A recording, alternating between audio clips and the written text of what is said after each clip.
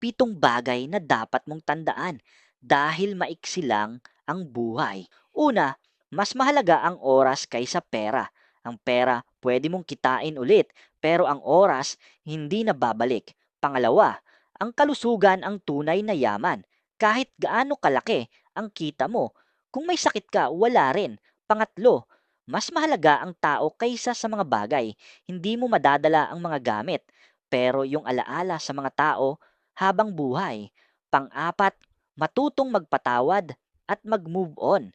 Hindi para sa kanila, kundi para sa sarili mong kapayapaan. Panglima, i-enjoy mo yung simpleng moments, yung tawanan, kwentuhan, simpleng salo-salo. Yan ang totoong saya. Pang-anim, mabuhay ka na may pasasalamat. Hindi man perpekto ang buhay mo, may mga bagay pa rin na dapat ipagpasalamat.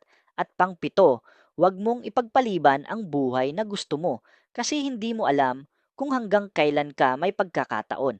Kaya habang may oras ka pa, ayusin mo ang buhay mo, pahalagahan mo ang mga tao sa paligid mo, at gawin mo yung mga bagay na tunay mong gusto.